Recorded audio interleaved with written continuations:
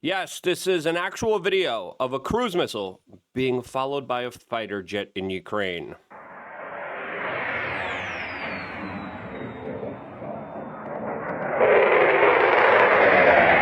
Just when you thought the theater of war couldn't be any stranger, we now have some very interesting scenarios unfolding right now in Ukraine, as it looks like there was a secret peace deal plan that is moving forward with full U.S. support. Now, the Europeans are up in arms here, as there's other people are saying, finally, as we will be discussing this multi-part plan here, as there's just wild, crazy footage coming from the front lines that we're going to be talking about here, as there's a multi-point plan right now. We'll go over all of the 28 points. We'll go over what Zelensky is saying today, what's going to be in this proposition, what's going to be in this deal, as of course we are also hearing that there are back channels telling the Ukrainians, if you don't agree to this, that's it. Our support is over, and you no longer will have us as an ally. Very strong words are exchanged, as some people are saying now we are on the precipice of this brutal, awful, horrendous conflict finally being over. But is the price for it to be over worth it with this 28-part deal? Well, that's exactly what we are going to be discussing here, as well as all of the other news, troop movement, military hardware that's being sent down to Ukraine, and a lot of other things that I think are very important to talk about in this particular video. And if you agree, share and subscribe and click the notification button, as we greatly appreciate all the time you spend with us. Now, there's a lot of different geopolitical experts and theorists out there. We've been talking about this for 20 years and documenting the buildup to just how awful it is. And now, for the first time in a long time, we finally have a presidency that somewhat is taking it somewhat seriously to try to end this conflict. Now, again, there's some things that I am critical of Donald Trump of, some things that I am supportive of, but this kind of secret behind the deal plan sounds sort of promising, and I'll tell you why in a little bit. As other people are saying,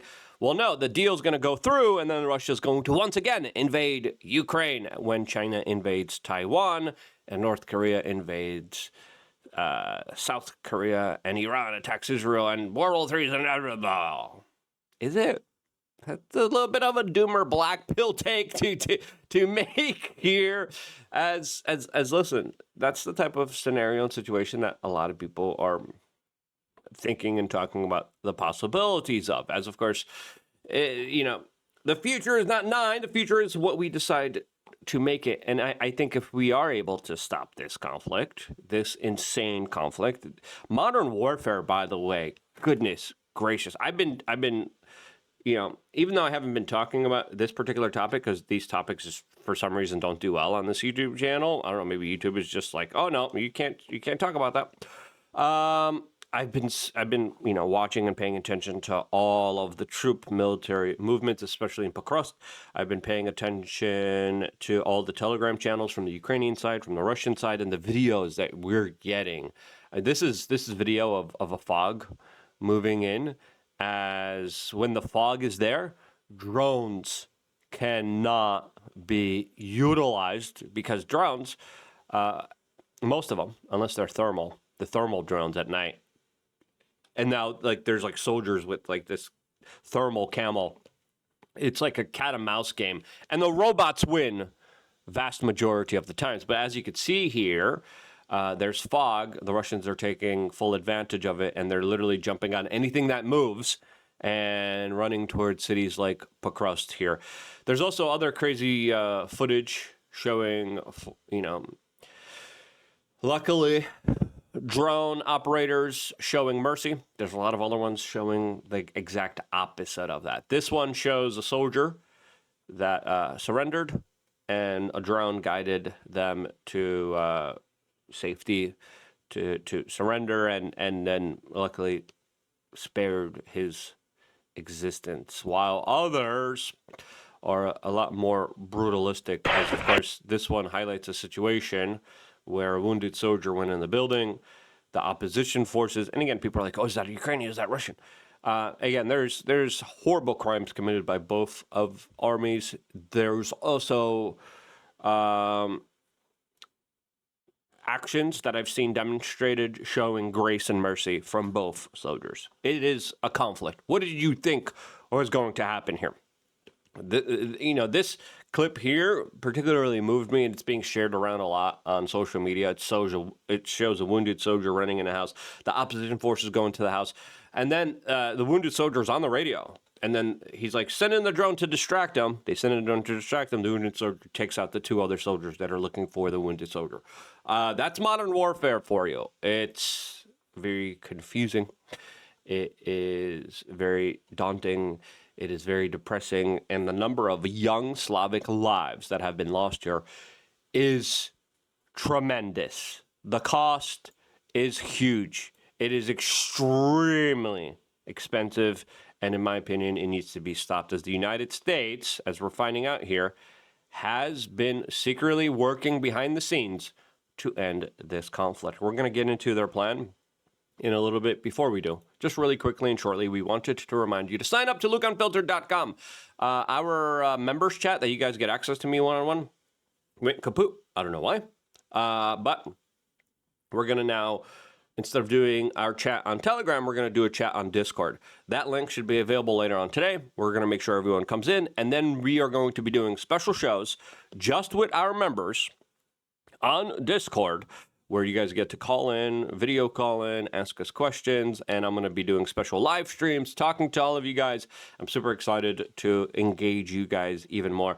I remember a couple days ago, I was like, I'm trying to share something into the member chat, and then like it just, I don't know, it just fully deleted. I don't know why.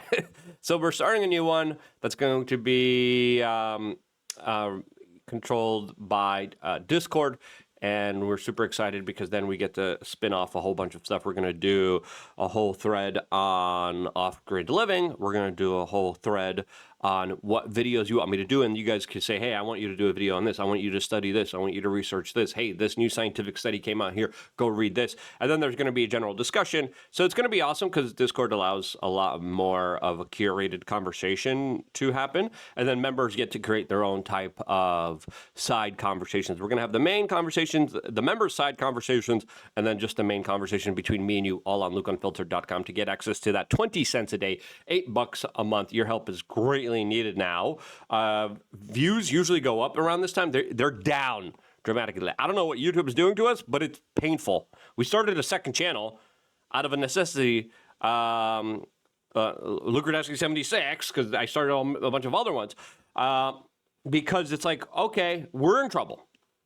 So your support greatly appreciated, and we cannot thank you enough for all of your support on LukeUnfiltered.com. Link is down in the description below. Now, let's get into this plan. As Axios is reporting, the Trump administration secretly working with Russia for a new draft proposal with Ukraine to end this conflict. It's a 28-piece plan, which I think is needed, which I think is a necessity, because when we look at this plan here, it does kind of lay off, okay, you guys get this, we get this. Now, Fox News already said, oh, this is unacceptable. There's a lot of warmongers on neocons on Fox News, as this has been a prolonged proxy war, and to me, it needs to end. As Zelensky just received this draft proposal from the United States ending this particular conflict. Now, he officially says that he received the plan from the American side, that this is active diplomacy, that this is a statement that, of course, is a starting point. Now, we have seen a lot of starting points. Does that mean that things will actually move forward here? We'll see. A part of this peace plan is that Ukraine will not have NATO membership, and there will be a provision in there that they have to enter in their constitution that there will be no NATO membership. They also have to agree to no EU membership. The United States says that $100 billion in frozen Russian assets will go to Ukraine's reconstruction. The United States receives 50% of the profits. European contributes an additional U.S. $100 billion. That's a lot of money. Goldman Sachs, I believe, or was it BlackRock that already has the contracts there? They already have the reconstruction contracts, right? Can you guess which companies have that? Yeah, the big Goliaths. There's going to be lifting of sanctions and G8 membership for Russia, which should normalize relations and diplomacy. The size, and this is what the Ukrainians are saying, is a non-starter for them. They're saying that the size of the armed forces of Ukraine is capped and cannot be expanded. The Russians are saying you cannot have a big, huge military buildup on our border. The Ukrainians are saying we want strong national defense. The United States is coming in saying we will guarantee your security. The Ukrainians are like, yeah, just like Bill Clinton did in the early 1990s, and then you guys reneged on that now? Technically, they somewhat did and didn't, as of course, if you remember, Bill Clinton in the 1990s, in the early 1990s, secured a deal for Ukraine giving up their nuclear weapons in exchange for U.S. security. Russia invaded. The United States is like, okay, how long ago was the 1990s? Like, best we could do is send in CIA operatives and help try to prepare you for this 10 years before it actually started. Ukraine, quote, must remain a non-nuclear state. Yeah, Russia is a nuclear state. A lot of people are saying if Ukraine was a nuclear state, this war would have never started. Those are the conversations that the Ukrainians are having, by the way, saying, can we trust the Americans? They guaranteed us securities in the 1990s. How do we not know that this is not going to spark up another war many years down the line? And the Americans are like, oh. Now, this is another part that they're disagreeing with. Crimea, Donetsk, and Luhansk are recognized as Russian territory. Kherson and Zaporozhye are, quote, frozen along the current lines of contact. Now, this means that Ukraine will have to concede territory that they're currently still fighting on. It's another issue that they're saying, why should we do that? And we'll talk about that in later. And it goes on. From the part of Donetsk Oblast currently controlled by Kiev, Ukraine troops are withdrawn. This territory receives international recognition as Russian and is declared a demilitarized zone under Russian control. Both sides undertake not to change borders by force. That's good. NATO does not deploy troops in Ukraine. NATO fighter aircraft are stationed in Poland. Yeah, there's going to be a big military buildup in Poland, and the Americans are saying now you have our protection. We are going to protect you. We're going to have significant bigger military presence in Poland. Russia legally enshrines as the legislative level a policy of non-aggression towards Ukraine and Europe.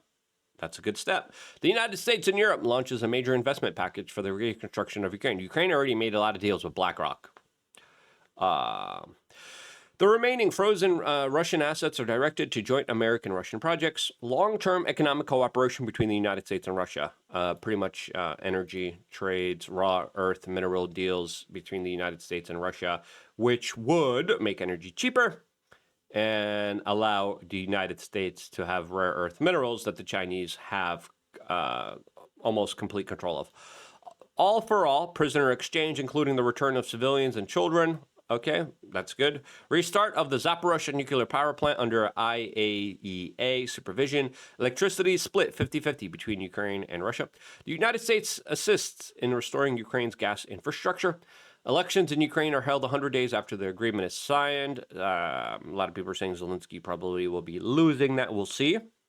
Because, of course, hopefully people are able to get back to Ukraine to vote here.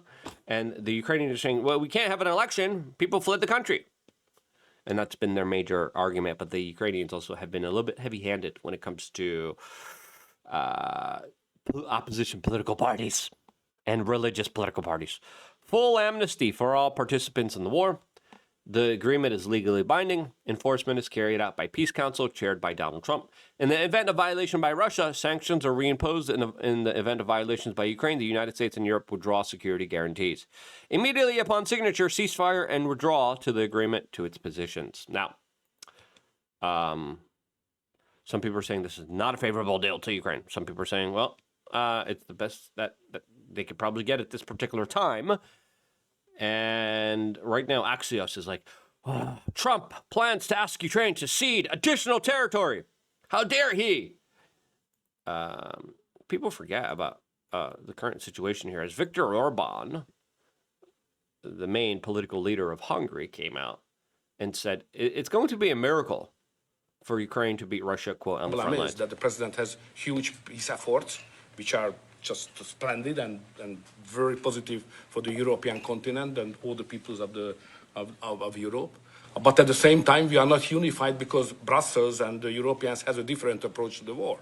So the only pro-peace government is the United States government and the small Hungary in Europe anyway. All the other governments prefer to continue the war because many of them think that Ukraine can win on the front line, which is a misunderstanding of the situation. So it's a complicated issue. We will discuss it. It requests not just 2 minutes to respond to your question, but rather than our lecture. Sorry, not to continue more than that. To both of you. So you would say that Ukraine cannot win that war? You know, miracle can happen. Yeah, that's right. Now, I think Viktor Orban, speaking to Donald Trump and saying a miracle could happen for Ukraine to beat Russia, because again, Trump's getting a lot of bad advice, saying, "Yeah, no, Ukraine's about to destroy them. Ukraine's about," and I'm like, CNN and all these advisors have been saying that for an extremely long time, and they've been wrong, very wrong about their very favorable assessments. As again, the death toll numbers a lot higher than a lot of people understand them to be, and they are tragic and they are horrible. Absolutely awful. Now, this conversation happened on November 7th, and it probably sparked Donald Trump. And you see Donald Trump like, wait, are you really saying, wait, this is not what my advisors are saying. He probably got a second opinion. And he's like, okay, listen, this is not looking good for Ukraine. This is not looking good for Europe. We need to make a deal now. As people are reporting that right now, Zelensky just rejected the leaked peace deal, saying, quote, "I won't surrender Ukrainian freedom." I mean, the life loss here already is so tragic. He released a statement. Now, Germany, France, and the UK are already saying that they're rejecting this deal. They're backing Zelensky's terms. And Zelensky is coming out addressing this 28-point peace plan, saying that Ukraine is facing a very difficult choice: loss of dignity, or the difficult 28 points, or the extremely difficult winter. Quote, Zelensky, "I will fight to ensure that at least 2 points of this plan are not missed: the dignity and freedoms of Ukrainians. Because this is where everything else is based: our sovereignty, our independence, our land, our people. I did not betray Ukraine then. We will not do it now. Stop the political games. The parliament of a warring country must work untidedly. Stop-ish. Even the strongest metal may not withstand." Do not forget this. And then he talked about these kind of open-ended, kind of generalist statements. And overall, the Europeans are scuffing at this, like, oh, how dare you, as they're forcing Ukraine to do a lot of the fighting. Now, the Ukrainians do make an interesting argument that I think is worth considering, as they have built significantly heavily fortified networks of defensive lines in the territory that they are currently fighting in. Under this peace deal, they're going to have to give up their fortified positions that they are in right now and concede all of this territory that you see with this line, as they're calling this the fortress belt. And they're saying once this territory is conceded, the Russians will have just a direct line to Kiev, and then will agree to this deal and then invade Kiev, because there will be no defensive positions here. But again, the United States and the Europeans are offering security guarantees, and that's the kind of risk and type of situation that the Ukrainians in that isn't the best here. Now, again, the sanctions against Russia haven't really been working. They're just going to China and India, and then China and India are like, hey, we'll stop it. And then we see, like, literally they're like freight ships just meet in the middle of the ocean and transfer the oil. And it's like, yeah, we did it in international waters. It's these like shadow freights. It's not us. They're still doing it. And Russia is just giving energy to China and India, and then they're selling some of it back to Europe, which is crazy. As now we're hearing that the United States is putting a lot of pressure on Zelensky, saying, you're going to lose weapons, you're going to lose intel, you're going to accept this deal if you want our support. Is that actually what's happening here? I mean, Donald Trump is still continuing the support of intelligence, of armaments, of a lot of American hardware that is still continued to be sent down there, right? A lot. Now, Britain just sent their Storm Shadow long-range missiles to Ukraine. And again, people are like, yes, this is going to make the biggest difference here. It's not. We're playing chicken with nuclear arms, and it's ridiculous for that to happen. I think it needs to stop. I think right now the Ukrainians need to counter and negotiate and then agree. Right? Best negotiation is when everyone leaves the table thinking that they got something and they lost something. That's the best negotiation. Trump's good at negotiations. Trump's talked about how he thought this was going to be an easy negotiation. We told him it probably won't be. It's probably going to take a lot longer. If he's able to accomplish this, and I'm happy he's working behind the scenes for this, this will be, and again, his reputation's tarnished with Epstein stuff. He needs this victory, and he's able to get this victory. This will, of course, prop him up significantly in the eyes of many, as, of course, he would be seen as a peacemaker president. Let's just hope this peace deal works. Let's just hope the country has agreed to it. Let's just hope peace prevails here. Let's pray for it. Thank you so much for signing up to LukeUnfiltered.com. Listen, if the peace deal is made, hey, help me, support me. Maybe I'll go to Ukraine, report on the front line about what actually happened there, document all the kind of weird, crazy stuff. I mean, check it all out. Can't thank you guys enough for your support. LukeUnfiltered.com. I wouldn't be here if it wasn't for that, and this is why I always try to end every single broadcast. I try to end every single broadcast by saying, I love you guys. Stay tuned for more, all here exclusively on YouTube.com/WeAreChange.